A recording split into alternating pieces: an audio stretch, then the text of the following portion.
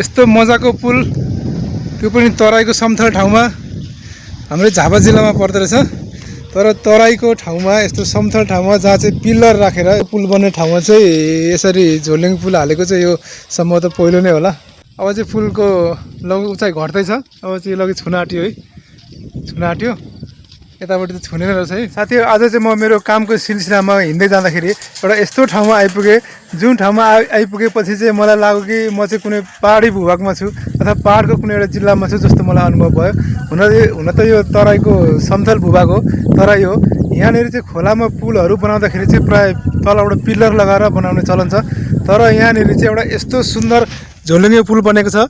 यहाँहरूलाई यस्तो मजाको झोलुङ्गे पुल बनेको छ र यो पुलको आज म तपाईहरुलाई चाहिँ दृश्य देखाउने छु। रमाइलो दृश्य। यो तराईको समथल भूभागमा पनि एउटा यस्तो पुल बनेको छ।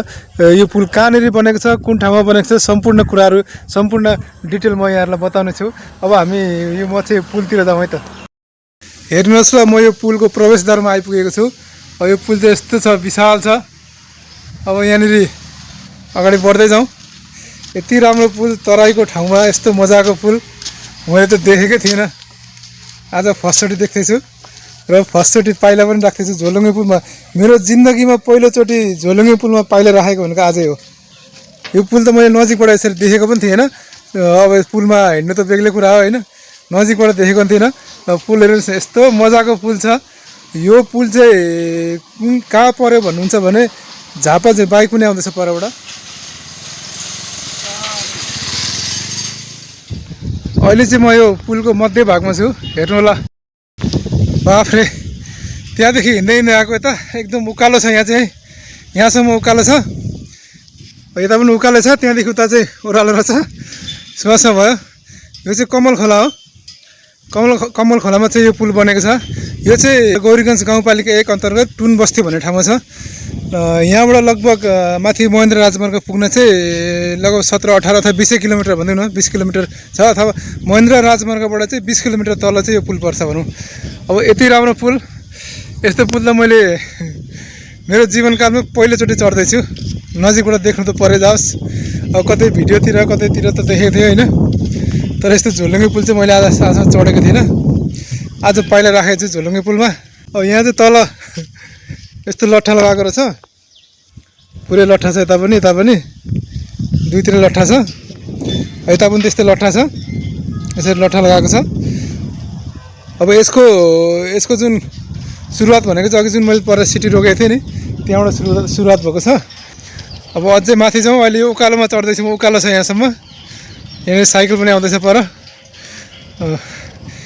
पुल पनि एकदम लामो रहेछ। यो पुल कति लामो छ त्यहाँ पर लेखेको होला, अहिले म त्यहाँ हेरेर बताउँछु। यो पुल चाहिँ एकदमै राम्रो। हेर्नुहोस्, लट्ठाहरू यस्तो फलामको लट्ठा पुरै लगाएको छ माथि। यस्तो मजाको पुल बनेको छ। मैले त मेरो घर पनि यहाँबाट धेरै टाढा त होइन, नजिकै पर्छ। तर यस्तो राम्रो पुल यहाँ छ भन्ने कुरो मैले आजसम्म देखेको थिइनँ। र आज चाहिँ म यहाँ कामको सिलसिलामा यतातिर आएको थिएँ र आउँदाखेरि चाहिँ मैले यो पुलको दृश्य देख्न पाएँ र यहाँहरूलाई पनि देखाउँ कि भनेर चाहिँ यो भिडियो बनाएको। हुन त यो पुल त अब नदेख्ने त कोही छैन होला। यो चाहिँ अब कमल खोलामा बनेको झोलुङ्गे पुल। अझै जाउँ माथिसम्म, कति लामो रहेछ हेरौँ। निकै लामो छ। यो पुलमा चढ्दा गल्यो पनि। अब चाहिँ पुलको उचाइ घट्दैछ। अब चाहिँ लगि छुन आँट्यो है, छुन आँट्यो। यतापट्टि त छुनेन रहेछ है। कति फलामको लट्ठाहरू त कस्तो दह्रो लट्ठा छ, बाफरे। साँच्चै नै मैले यो पुल त नि यसरी नजिकबाट देखेको थिएन। झोलुङ्गे पुल आजै हो फर्स्टचोटि, किनभने अब पहाडतिर त्यति गएको छैन। अब पहाडतिर जाँदाखेरि त देखिन्थ्यो होला यस्तो पुलहरू, चढिन्थ्यो होला। मैले त देखेको थिइनँ आजसम्म।